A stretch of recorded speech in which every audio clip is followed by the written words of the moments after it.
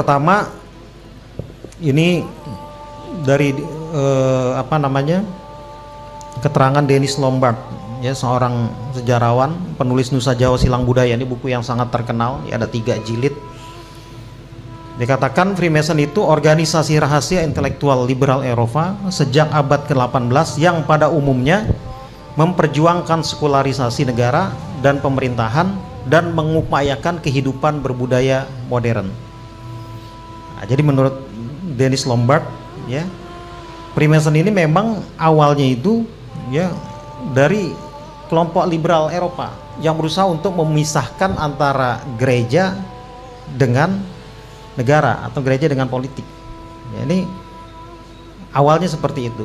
Nah, kemudian baru menyasar ke kelompok yang lainnya, termasuk ke umat Islam, yang pada umumnya memperjuangkan sekularisasi negara dan pemerintahan dan kehidupan berbudaya modern. Ini definisi Freemason. Kemudian ada lagi dalam buku The Lost Key of Freemasonry, dikatakan Freemason itu komplotan dalam komplotan yang melindungi dan merahasiakan hubungan orang-orang pilihan di dalamnya. Sekelompok nampak terlihat, sekelompok lain bergerak tidak terlihat. Jadi ada yang bertanya, Freemason itu kelompok rahasia, tetapi kok ada ditemukan dokumen-dokumennya, ada ditemukan siapa saja anggotanya, bagaimana program-program mereka. Ya, ini sebenarnya sebagaimana disampaikan dalam buku The Lost Key of Freemason ini, memang sebagian tampak terlihat, sebagian tidak terlihat. Nah, bisa jadi yang tidak terlihat ini justru yang berperan besar, ya, dalam pergerakan mereka. Artinya orang yang berada di balik layar itu lebih berbahaya ketimbang orang yang operator di lapangan, ya. Dalangnya itu kan lebih berbahaya ketimbang bonekanya, kan gitu. Nah, ini yang terkait dengan Freemason. Nah, dalam bahasa Belanda disebut Freemasonry, dalam bahasa Arab disebut Al-Masuniyah, dan di Jawa pada masa lalu kelompok ini disebut dengan golongan kemasonan atau gerakan kemasonan. Jadi kalau ada antum baca buku sejarah, ya, tapi ini jarang, kalau ada sebutan gerakan kemasonan atau golongan kemasonan, itu yang dimaksud adalah Freemason. Ya, orang Jawa dulu nyebutnya golongan kemasonan. Ya, ada buku yang ditulis beberapa priai Jawa itu menyebut kata ini, ya. Nah, tujuan Freemason ya, tujuan Freemason ini menjadikan manusia sebagai supreme being, artinya manusia yang memiliki superioritas, ya, yang berada seolah-olah memposisikan dirinya itu berada dalam posisi Tuhan, ya. Bebas berkehendak apa saja atas dasar kemanusiaan, mengabdi pada kemanusiaan, membangun etika kemanusiaan. Ini Freemason, ya, tujuannya. Jadi mereka memang berusaha untuk menempatkan manusia seolah-olah berada dalam posisi Tuhan, bahkan berada di atas Tuhan, ya. Misalnya ketika dulu umat Islam menginginkan disahkannya rancangan undang-undang anti pornografi dan pornoaksi. Ya, dulu umat Islam di Jakarta tuh turun aksi 1 juta umat menginginkan agar rancangan undang-undang anti pornografi dan pornoaksi itu disahkan. Nah, kelompok liberal ini protes. Di antaranya ada seorang artis, ya, seorang artis, dan dia feminis. Dia mengatakan, my body is my right, tubuhku itu adalah hakku, tidak boleh ada yang mengatur, ya. Mau aku buka setengah, ya, seperapat, atau buka ngablak sekalian, this is my right, ini hakku, nggak boleh ada yang ngatur. Pemerintah tidak boleh mengatur urusan tubuhmu, bahkan Tuhan sekalipun nggak boleh mengatur urusan tubuhmu. Ya, ini paham humanisme. Nah, belakangan ini kan ketika ada demo besar, ya, beberapa waktu lalu, daerah mana itu? Di Jogja nih. Gejayan, ya. Di daerah Gejayan kan banyak tuh poster-poster, ya. pemerintah tidak boleh turut campur dalam urusan sayang-sayangan, ya. Pemerintah tidak boleh turut campur dalam urusan ranjang. Ya kan ada poster-posternya itu. Ya, ini paham mereka, ya. Presiden SBY tahun 2004, ya, Pak SBY ketika menjadi presiden tahun 2004 pernah berpidato. Dia mengkritik goyang dangdut Pantura. Ya, disebut oleh beliau tidak sesuai dengan kepribadian bangsa atau budaya bangsa kita. Orang liberal marah, ya. Artis-artis liberal marah. Dikatakan pemerintah tidak berhak mengatur urusan goyang, ya. Tidak boleh mengatur urusan bokong dan lain sebagainya. Nggak boleh. This is my right. Nah, ini paham humanisme. Mereka merasa bebas ngapain saja, merasa superior, ya, supreme being, merasa lebih di atas segala-galanya. Nah, paham ini mungkin kalau dalam bahasa Qur'annya itu disebut sebagai toghut, ya. Toghut itu kan segala sesuatu yang melampaui batas wewenang Tuhan, melampaui batas wewenang Allah, itu toghut. Dukun, dia merasa mengetahui hal-hal gaib, dia toghut, ya. Orang merasa berhak membuat undang-undang sendiri, itu toghut, ya. Merasa mampu memprediksi kejadian yang akan datang, ya, kejadian hal-hal yang gaib yang akan datang. Nah, ini toghut. Nah, paham humanisme ini bisa dikategorikan dalam bahasa Quran tuh bisa disebut dengan toghut. Kemudian tujuan mereka itu memang pengabdian pada kemanusiaan atau membangun etika kemanusiaan. Ini tujuan mereka.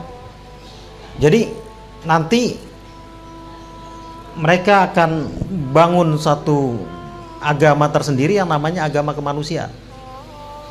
Di barat itu sudah lama dikampanyekan, ya, propaganda morality without religion, moralitas tanpa agama.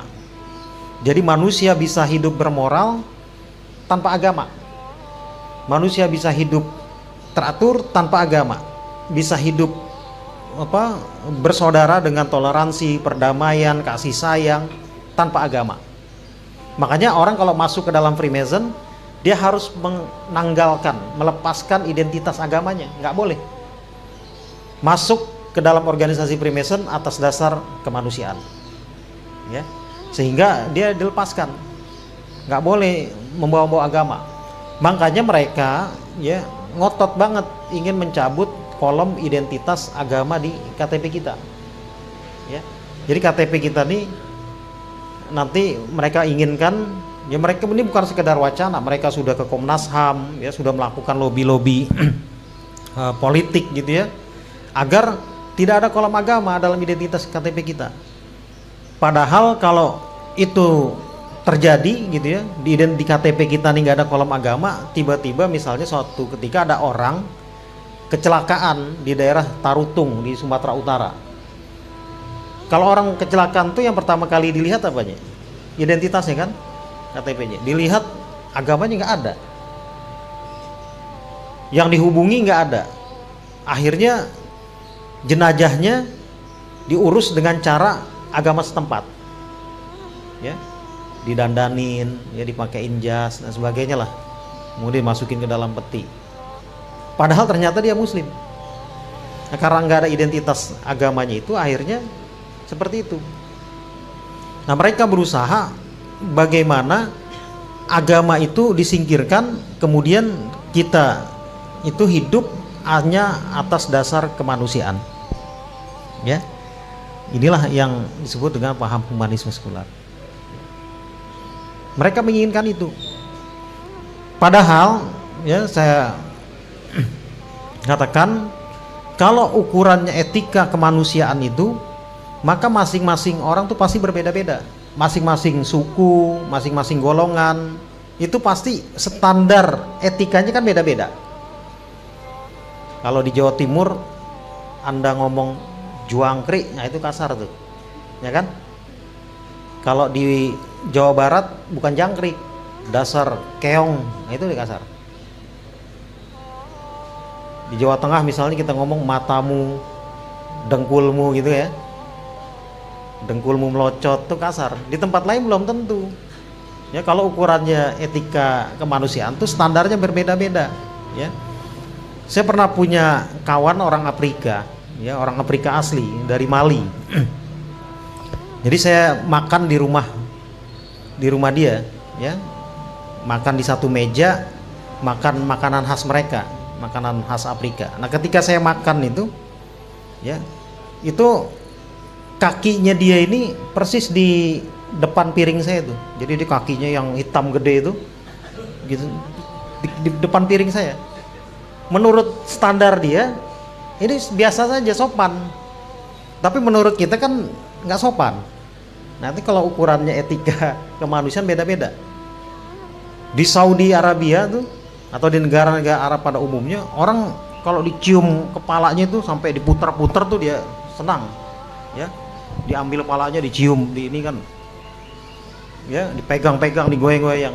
Ya, kalau kita kan megang kepala kadang marah orang. Kalau di Saudi dipegang belakangnya yang marah dia, ya. Nah itu standar etika kemanusiaan itu berbeda. Dan ini bukan apa namanya, bukan propaganda yang ada di Barat saja, ya. Dalam salah satu tulisannya nanti ada disebutkan di sini, Ulil Absar Abdallah juga pernah mengatakan, manusia bisa hidup bermoral tanpa agama. Ya, nanti ada pernyataan beliau. Padahal kalau kita merujuk kepada Al-Qur'an, Allah kan jelas mengatakan, wa kanal insanu zaluman jahula. Manusia tuh cenderung zalim, cenderung bodoh kalau nggak diatur sama aturan-aturan Allah. Yang kita pegang itu adalah aturan-aturan Allah yang berlaku secara universal, ya, berlaku kepada seluruh bangsa, seluruh golongan, seluruh suku. Kalau yang dipakai etika kemanusiaan, ya, dan sebagainya, itu standarnya pasti berbeda-beda.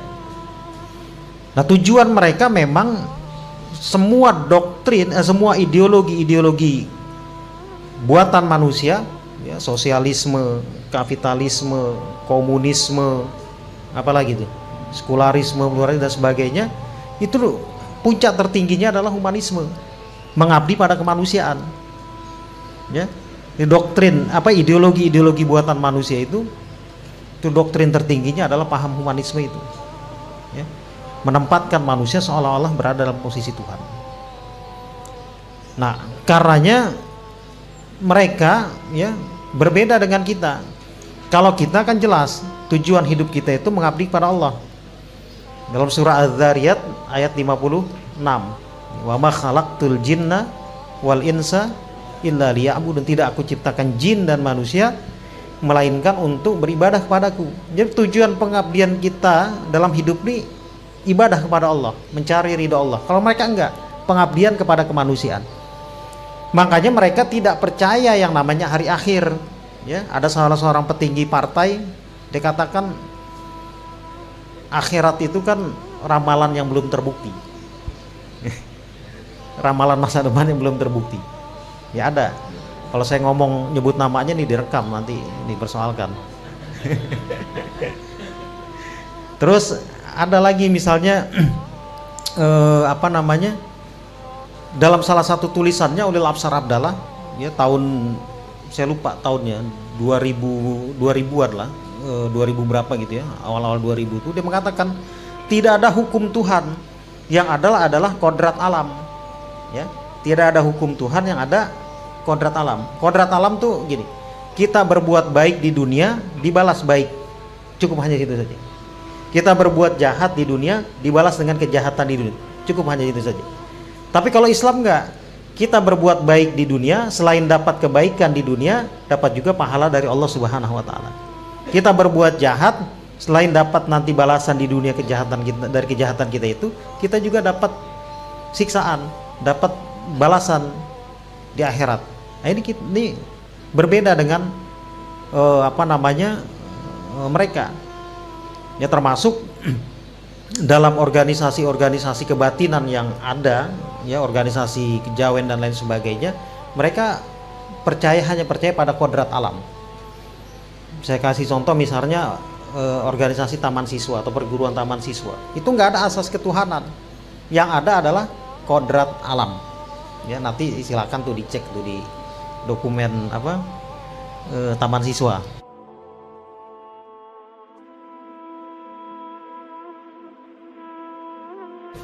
Nah, ini maqasidus syariah ini justru untuk melindungi martabat kemanusiaan.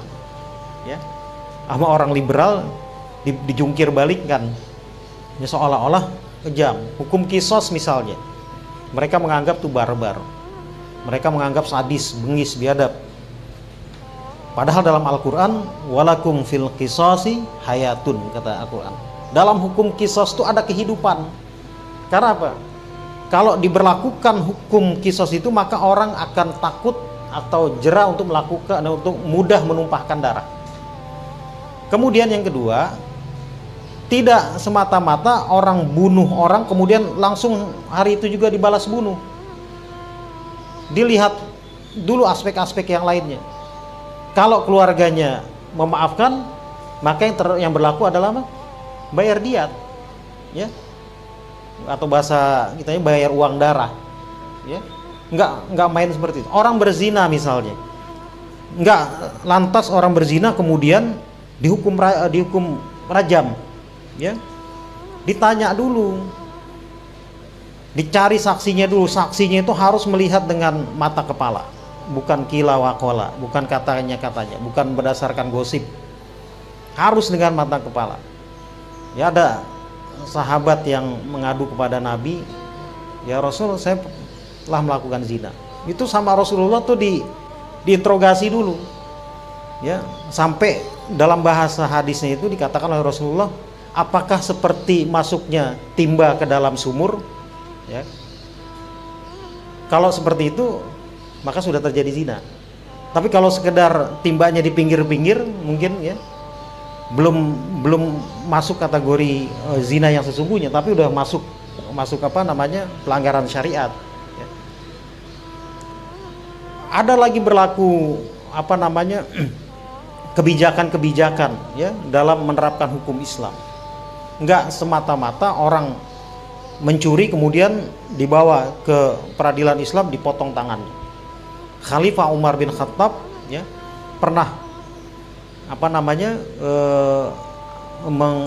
orang yang mencuri itu tidak dihukum potong tangannya karena orang ini kelaparan, dan ketika itu masa paceklik, nggak boleh, harus dilihat itu.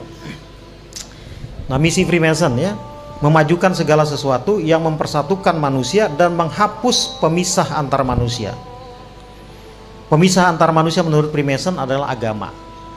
Ya, mereka berusaha menghapus sekat-sekat agama, kemudian menyebarkan doktrin bahwa semua agama sama dan setara selama mengabdi pada kemanusiaan. Karenanya ada orang liberal, dia nulis buku judulnya Lubang Hitam Agama. Ya, penulisnya Sumanto Al-Qurtubi, ya, bukan Sumanto yang makan orang, ya. Ini Sumanto Al-Qurtubi. Dia nulis buku Lubang Hitam Agama. Dia katakan umat Islam ini jangan kegeeran, jangan kepedean bahwa mereka saja yang masuk surga. Karenanya kata dia, di surga nanti umat Islam tuh jangan kaget kalau bertemu dengan Martin Luther King, bertemu dengan Mahatma Gandhi, bertemu dengan Mother Teresa, para pejuang-pejuang kemanusiaan. Nah, karena menurut mereka agama manapun itu sama baik, sama benar, sama menuju jalan keselamatan selama mengabdi pada kemanusiaan. Itu mereka. Bahkan ada yang lebih dahsyat lagi. Ada orang liberal yang berpandangan bahwa orang kafir dia bikin pesawat terbang. Pesawat terbangnya itu dipakai buat naik haji, buat naik umroh, ya. Kemudian buat ziarah ke tempat-tempat suci umat Islam. Menurut mereka orang kafir ini dapat pahala amal saleh. Itu disampaikan, bukan kata saya. Ada pernyataan mereka seperti itu. Padahal kan jelas dalam Al-Quran, ya, amalan orang kafir itu gugur, habitat a'maluhum, ya.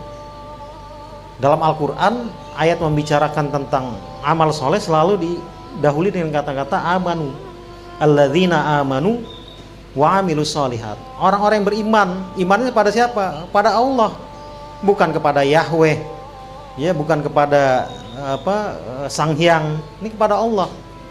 Alladzina amanu wa amilus sholihat. Nah, karena itu misalnya mereka mengatakan agama kita dengan agama yang lain itu cuman beda pada aspek syariatnya saja, pada aspek tarikatnya saja, ya, pada aspek jalannya saja, ya. Orang Islam 5 kali dalam sehari ke masjid, orang Yahudi ke sinagog, orang Kristen ke gereja, orang Hindu ke pura, cuman beda itunya saja. Pada esensinya sesungguhnya sama. Ini menurut mereka, ya, mengabdi kepada Tuhan, menyembah pada Tuhan yang sama, ya. Makanya ada istilah aspek eksoteris dan aspek esoterik. Ada aspek lahiriah, ada aspek batiniah. Pada aspek lahiriah kita berbeda, ya, aspek syariat lahiriahnya ini berbeda. Tapi pada aspek batiniah sama, ya. Tuhan kita Tuhan yang satu. Padahal, ya, kalau kita mengakui bahwa Allah itu Tuhan kita, maka syariat yang digunakan itu syariat yang dibawa oleh Rasulullah, bukan syariat yang dibawa oleh Mahatma Gandhi, bukan syariat yang dibawa oleh Martin Luther King, bukan syariat yang dibawa oleh Mother Teresa, tapi syariat yang dibawa oleh Muhammad SAW. Itu saja udah menggugurkan pendapat mereka, ya. Mereka mengatakan bahwa kita agama itu, ya, ibarat roda, ada jari-jarinya kemudian ada pusatnya. Nah, jari-jari itu adalah agama-agama yang ada pusatnya, itu Tuhan yang satu.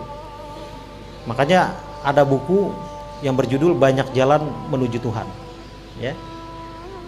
Menurut mereka agama manapun, ya, sesungguhnya menuju pada Tuhan yang satu, ya.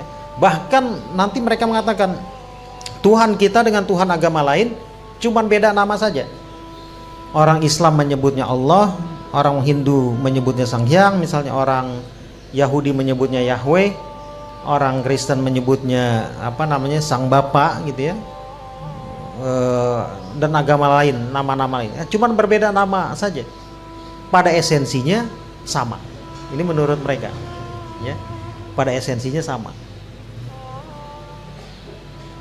Nah, kalau seperti itu, ya, mau nggak mereka misalnya menamakan Tuhan mereka kucing garong, toh esensinya sama, ya. Mau nggak gitu? Nah, doktrin tertinggi Freemason humanisme tadi saya sudah sebutkan. Dalam doktrin Freemason tidak terlihat sama sekali asas yang membicarakan tentang ketuhanan. Karena tujuan mereka adalah mengabdi kepada humanisme, menghamba kepada kemanusiaan dengan bungkus kebebasan, persaudaraan dan persamaan. Liberty, fraternity, equality. Ya, ini kan jargon ini dipropagandakan oleh mereka. Ya, liberté, equalité, fraternité. Dalam revolusi Prancis, ya, Napoleon Bonaparte itu dia mengkampanyekan tentang kebebasan, persaudaraan dan persamaan. Tetapi ini hanya berlaku pada mereka. Kalau pada umat Islam jargon ini nggak berlaku. Hak asasi manusia itu hanya diberlakukan buat mereka. Kalau kepada umat Islam dibuang jauh-jauh. Pernah nggak mereka atas dasar fraternity, persaudaraan antar umat manusia, kemudian membela nasib saudara-saudara kita Muslim di Palestina? Pernah nggak?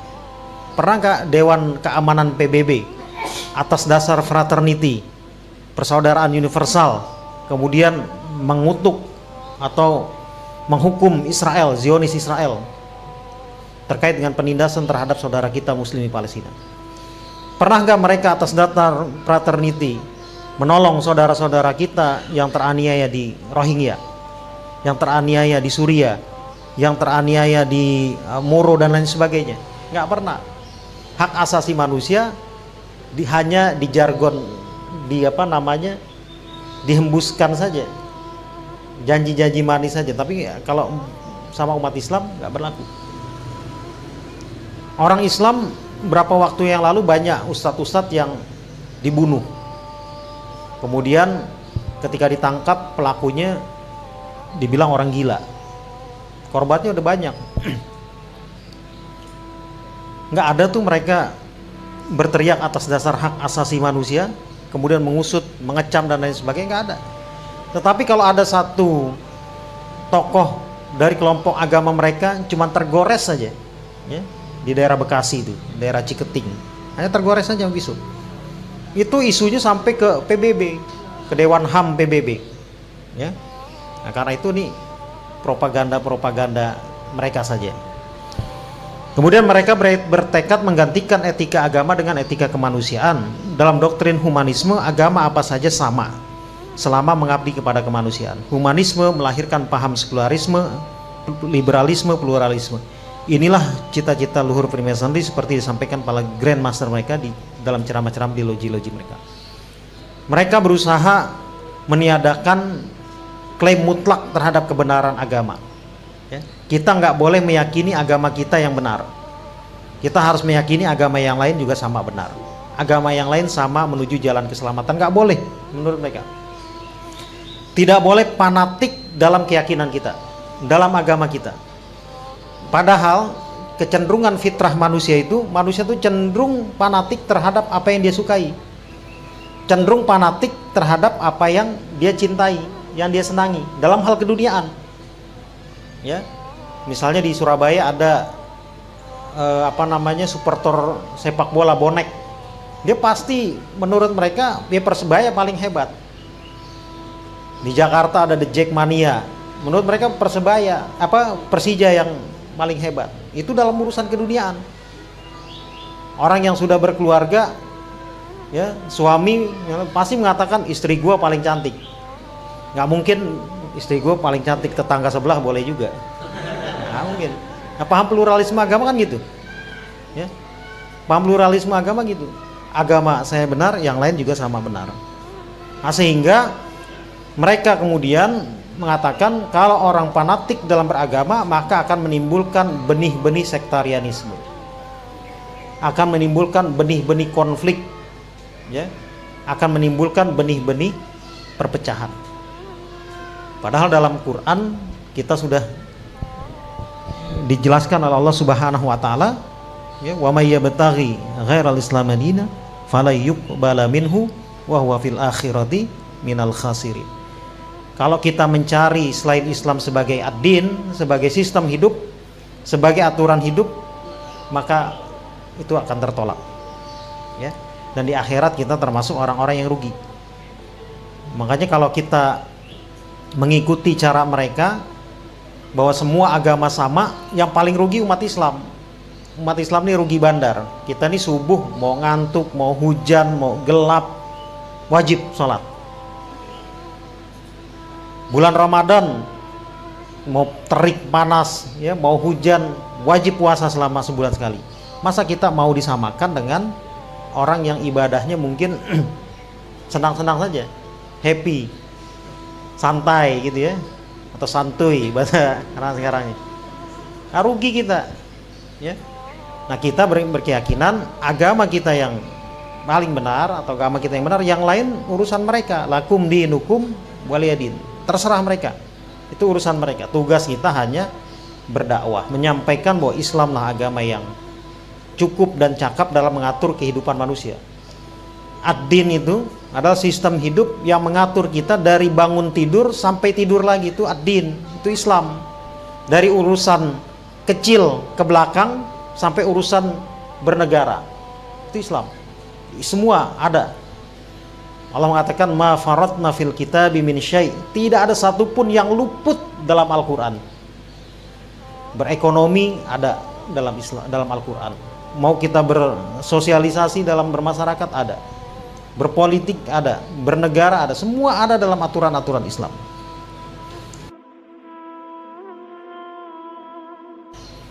Makanya saya katakan kampanye pluralisme agama yang disuarakan oleh kelompok mereka ini nanti ujung-ujungnya itu adalah menghilangkan sama sekali peran agama. Dulu Freemason itu dia menggagas satu konsep namanya pendidikan netral, ya, neutral on the wise. Nggak boleh dalam dunia pendidikan itu ada pelajaran agama, ya. Sehingga dalam sejarahnya itu berdirinya Persyarikatan Muhammadiyah oleh Kiai Haji Ahmad Dahlan diantaranya adalah respon dari Kiai Haji Ahmad Dahlan terhadap maraknya pendidikan netral yang dikelola oleh kelompok Freemason. Ya. Anda bisa baca dalam disertasinya Dr. Alwi Shihab, judulnya Membendung Arus. Ya, itu diantaranya disebutkan berdirinya Persyarikatan Muhammadiyah itu adalah respon terhadap pendidikan netral yang dikelola oleh kelompok Freemason. Ya, nggak boleh. Kemudian kita bisa lihat dalam sejarahnya, ketika pemuda-pemuda Muslim yang aktif di Yong Java, ya, pemuda Jawa, protes karena di Yong Java ini diajarkan ajaran-ajaran tentang teosofi, tetapi tidak diajarkan ajaran-ajaran Islam. Teosofi dan ajaran Kristen diajarkan. Giliran umat Islam, pemuda-pemuda Islam menginginkan agar dalam kursus-kursus di Yong Java ini ada pelajaran agama Islam, ditolak. Akhirnya pemuda-pemuda Islam diantaranya Raden Samsurijal, kemudian Kasman Singodimejo, membentuk satu organisasi namanya Young Islamiten Bond atau Perhimpunan Pemuda Islam pada tahun 1925 atas saran Haji Agus Salim. Ini karena kekecewaan mereka. Ya, memang kalau orang masuk ke dalam satu kelompok Freemason, Rotary Clubs, Lions Club dan lain sebagainya, termasuk teosofi, itu harus menanggalkan agamanya, harus semata-mata berdasarkan kemanusiaan. Ya, itu yang mereka propagandakan. Nah, makanya kita bisa melihat lah kelompok-kelompok mereka pada masa lalu itu, ya, coraknya itu adalah pengabdian pada kemanusiaan.